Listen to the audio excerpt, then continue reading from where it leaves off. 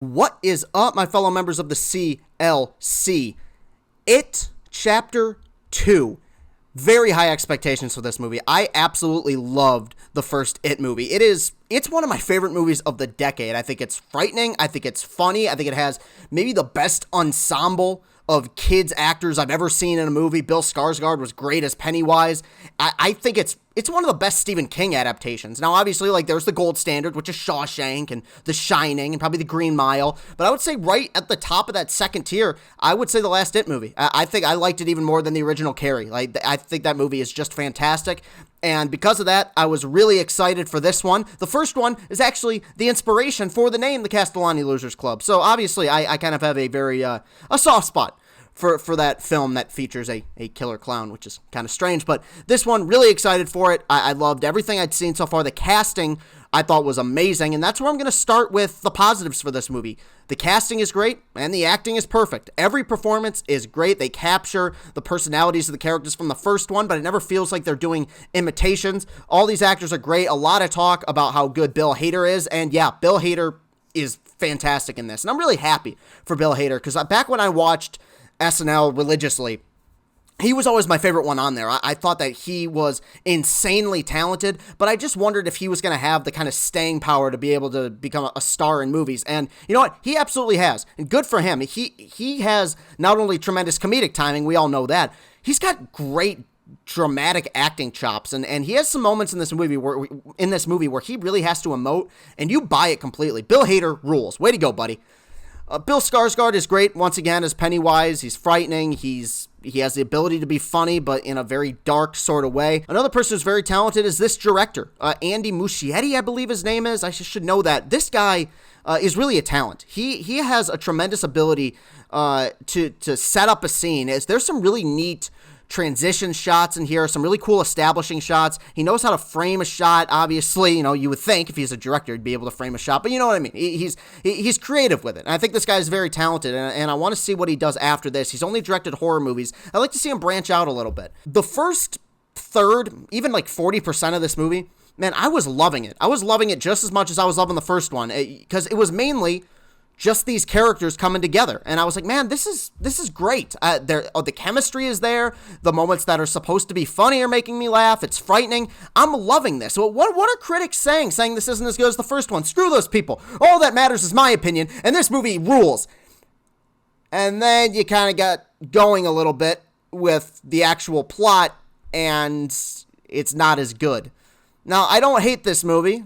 I think it's actually good, but it is significantly weaker than the first film, and all of it pretty much begins with the second act. Pretty much every review I've read of this movie, even the positive ones, have said that this movie is way too long, and yeah, those people are right.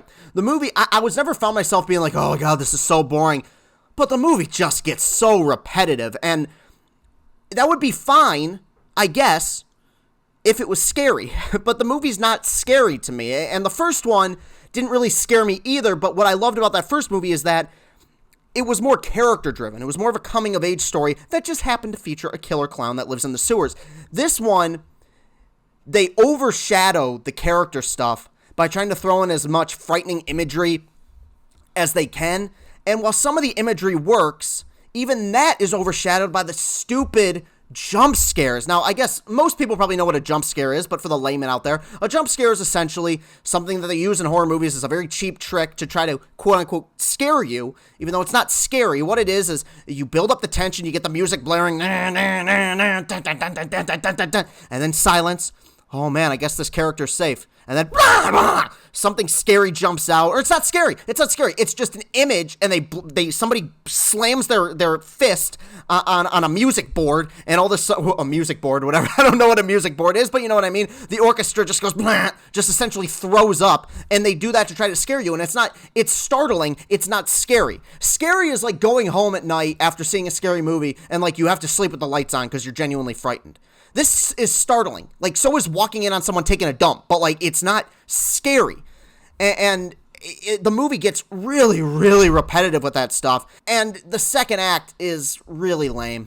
And I was like, oh man, this thing's starting to go downhill. And the first one actually had the advantage of having kids in it, because when a kid makes a dumb decision in a horror movie, you're willing to forgive it because they're kids. Who wasn't stupid when they were 13 or 14 years old? I'm 24, I'm still stupid. But these are like 40-year-old adults who somehow got dumber from the last movie.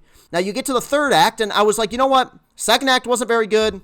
I don't like this as much as the first one, but if they can stick the landing here, I'll be willing to forgive some of the mistakes. But the third act, I mean, they really try, and that's why I can't get angry at the movie, because they really tried their asses off to make this work, but it's just silly. I think it's one of the problems you run into when doing a Stephen King adaptation, because Stephen King is a tremendous writer. He has great ideas and creates great characters, but he has a tendency to go a bit frickin' nuts.